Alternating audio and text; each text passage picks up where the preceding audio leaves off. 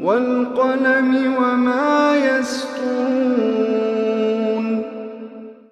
नाज़रीन अस्सलामु अलैकुम रहमतुल्लाहि व बरकातुहू। सीधी बात की ताज़ा तरीन खबरों में आप लोगों का इस्तकबाल है। आइए सबसे पहले आज की सुर्खियों पर नजर करते हैं।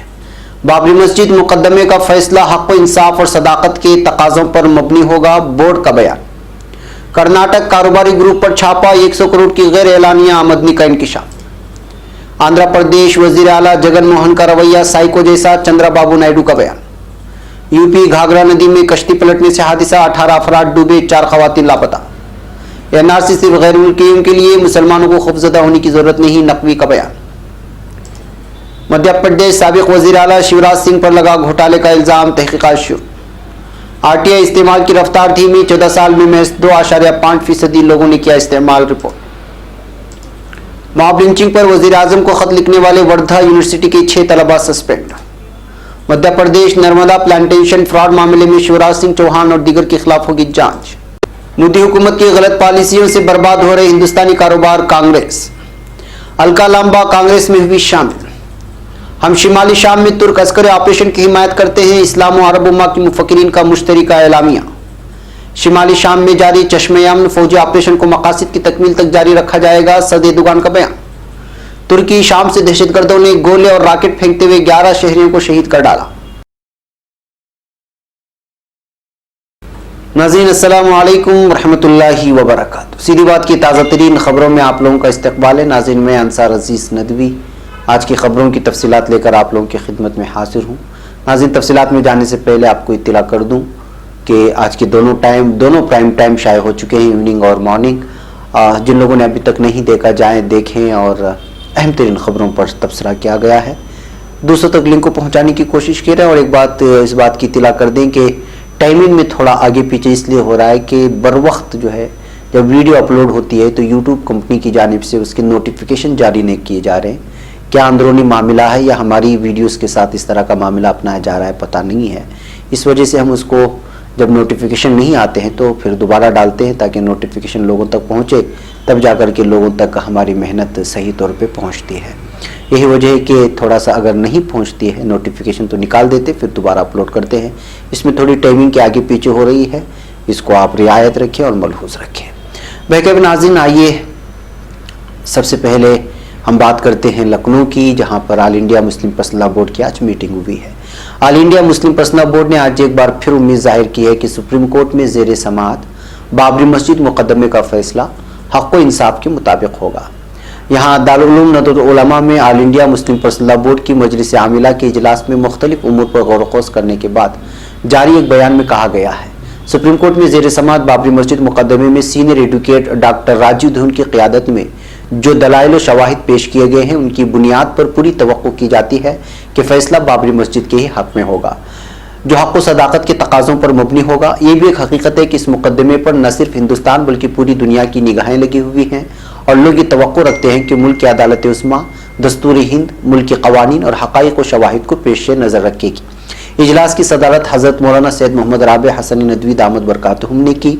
मीटिंग में बोर्ड के जनरल सेक्रेटरी मौलाना वली रहमानी, नायब सदर फ़खरुद्दीन अशरफ कचोचवी, जमीयत उलमा हिंद के सदर मौलाना अरशद मदनी, मौलाना महमूद मदनी, ज़फ़रयाब जैलानी, मौलाना खालिद सैफुल्लाह रहमानी और मौलाना खालिद रशीद फिरंगी महली समेत मजलिस आमिला के तमाम अराकीन मौजूद थे। अब खबर कर्नाटक से। कर्नाटक में इनकम टैक्स महकमे ने तालीमी इदारे चलाने वाले कारोबारी ग्रुप के यहाँ कई कॉम्प्लेक्सों पर छापे मारे, जिसमें तकरीबन 100 करोड़ रुपए की गैर एलानिया आमदनी की सबूत मिलने के साथ ही 8.82 करोड़ रुपए की गैर ऐलानशुदा अमलाक जब्त की गई हैं। इनकम टैक्स महकमे ने जुम्मा को यहाँ जारी बयान में इत्तला देते हुए कहा कि गुज़िश्ता 9 अक्टूबर को ये छापा मारा गया था। इस तंजीम के जरिए 185 सीटों पर औसतन 50 लाख रुपए से लेकर 65 लाख रुपए तक का डोनेशन लेने के बाद भी सबूत मिले हैं। मेडिकल कॉलेज चलाने वाले इस ग्रुप ने तालीमी शोबे से आए पैसे को रियल एस्टेट में भी लगाया है। जांच के दौरान ये भी पता चला है कि इस ग्रुप ने हवाले के जरिए पैसा रियलिटी कारोबार में लगाया है। ग्रुप के हाथों से अब तक 4.22 करोड़ रुपए की गैर एलानिया नकदी बरामद हुई है, जिसमें इसकी चीफ ट्रस्टी के यहाँ से मिले 89 लाख रुपए भी शामिल है। इस मामले की जाँच अभी तक जारी है। नाज़रीन गिरामी, सीधी बात अपने मेंबरशिप कार्ड के ऑफर के बाद ताजिरों के लिए लेकर आ रहा है एक और अनोखा ऑफर। अपने हलाल तिजारत का इश्तिहार यानी एडवर्टाइजमेंट 1 साल के लिए सीधी बात में करें और पूरे 60% रियायत पाएं। जल्दी करें, कहीं देर ना हो जाए। मजीद जानकारी और तफसीलात के लिए इस नंबर पर व्हाट्सएप करें। नंबर है 9663027449। अब खबर आंध्र प्रदेश से। आंध्र प्रदेश के साबिक वजीर आला चंद्रबाबू नायडू ने रियासत की वाईएसआरसीपी हुकूमत को अवाम मुखालिफ ठहराया है। उन्होंने कहा कि हुकूमत अवाम को नुकसान पहुंचाने वाली पॉलिसियां नाफिज कर रही है और मुखालिफ पार्टियों के लीडरों पर गैर कानूनी केस दर्ज किए जा रहे हैं। चंद्रबाबू नायडू ने यह भी कहा कि वजीर आला जगन मोहन रेड्डी साइको की तरह रवैया इख्तियार किए हुए हैं, जो रियासत के लिए ठीक नहीं है। अब खबर सनत कबीर नगर। उत्तर प्रदेश में सनत कबीर नगर जिले के धनगट्टा इलाके में हफ्ते की सुबह घाघरा नदी में डोंगी कश्ती पलट जाने से 4 खवातीन समेत 18 लोग डूब गए हैं, जिनमें डूबने वाली खवातीन लापता हैं, जबकि 14 अफराद तीर कर बाहर आ गए हैं। पुलिस राय ने बताया कि धनगट्टा इलाके के बालमपुर और चपरा मशरकी गांव के 18 लोग डोंगी कश्ती पर सवार होकर घाघरा नदी के 2 हिस्सों में तकसीम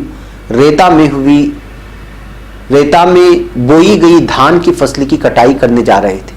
इसी दौरान कश्ती पलट गई और सभी लोग डूब गए।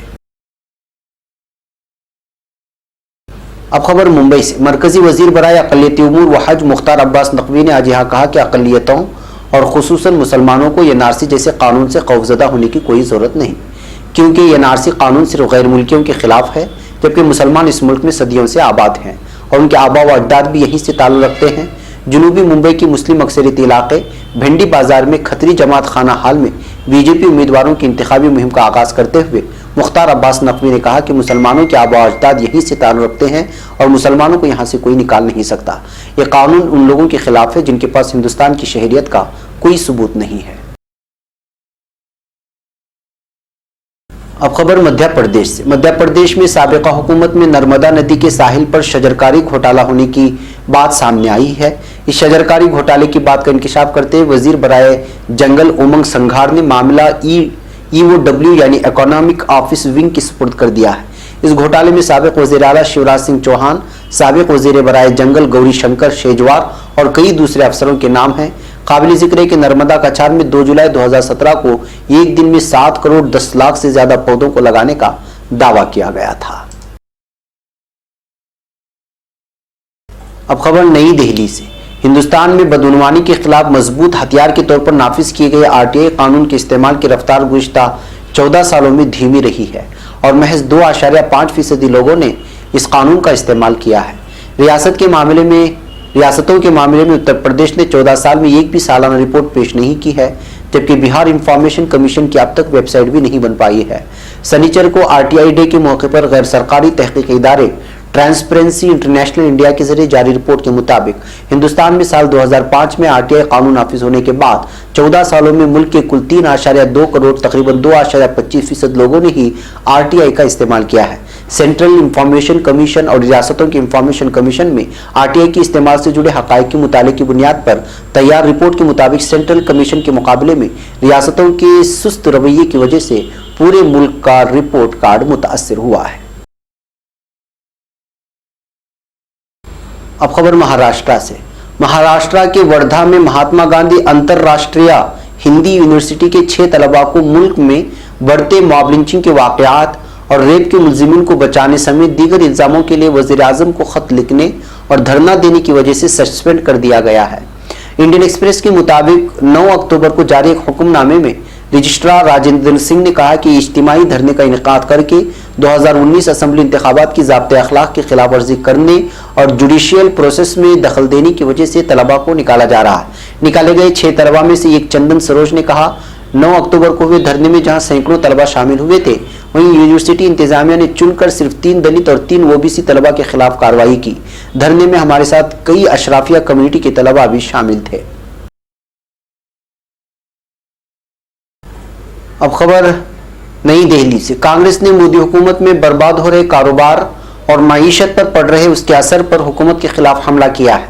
कांग्रेस ने एक ट्वीट में लिखा है कि कर्ज की शरह में कमी जाहिर करती है कि लोगों का ना तो सरमाया में भरोसा रहा और ना ही हुकूमत में। जब उनके कारोबार हुकूमत की गलत पॉलिसियों से बर्बाद होनी है तो कारोबार के लिए कर्ज क्यों लेंगे। अब खबर नई दिल्ली से। चांदनी चौक दिल्ली की रुकन असेंबली अलका लांबा आज बाज़ाब्ता तौर पर कांग्रेस में शामिल हो गई हैं। उन्होंने कांग्रेस लीडर पीसी चाको और दीगर कुछ पार्टी कारकुनान व अपने मुहिब्बीन की मौजूदगी में पार्टी की रुकनियत इख्तियार की।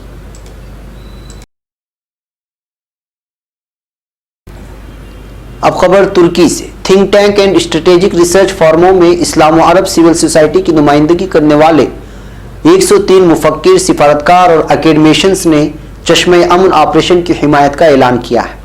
इन अफराद ने अक़वाम मुत्तहिदा के नाम पर चश्मे अमन कार्रवाई की वाज़ेह तौर पर हिमायत करने वाला एक डिक्लेरेशन जारी किया है, जिसमें कहा गया कि तुर्की ये अस्करी कार्रवाई शाम के शिमाली इलाक़े जात में सलामती के माहौल की बहाली का मकसद रखती है।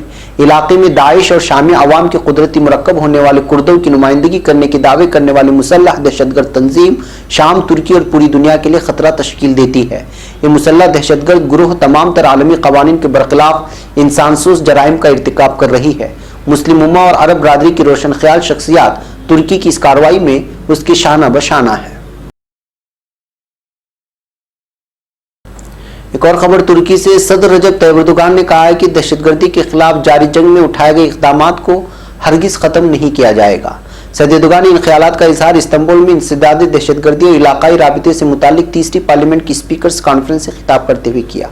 उन्होंने कहा कि शाम और इराक में तुर्की की मुसल्लह अफवाज की जानिब से जारी दहशतगर्दी की रोकथाम के लिए की जाने वाली कार्रवाई उन ममालिक की इलाकाई सालिमियत और खुद मुख्तारी को हरगिज हदफ बनाए हुए नहीं है। उन्होंने कहा कि शाम में गुज़श्ता 3 दिनों से जारी चश्मे अमन फौजी ऑपरेशन शामी पनाहगुज़ीनों को सलामती और तहफ़्फ़ुज़ से उनके वतन और घरों को वापसी का बंदोबस्त करेगी।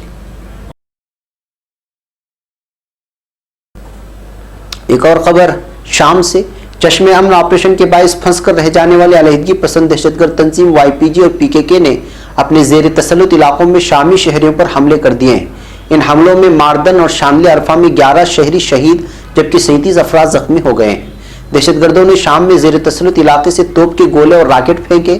शहीद होने वाले तुर्की रेडियो टेलीविजन कॉरपोरेशन की TRT चैनल की मुलाजिमीन में से गोलाए देमर के वालिद हिमन शेरिन वेदमर भी शामिल हैं, जिस पर RTA ने देमर के लिए सरकारी ताज़ियती पैगाम भी जारी किया। 35 जख्मियों को अस्पतालों में जेर इलाज ले लिया गया है। दहशतगर्दों ने शानले अरफा में भी शहरियों को निशाना बनाया, जहां पर 3 अफराद जाम शहादत नोश कर गए हैं। नाज़रीन, ये थी आज की ताज़ा तरीन खबरें। अगली ताज़ा तरीन खबरों के साथ फिर आपसे मुलाकात होगी। तब तक के लिए इजाज़त दें। अस्सलामु अलैकुम रहमतुल्लाहि व बरकातुहू।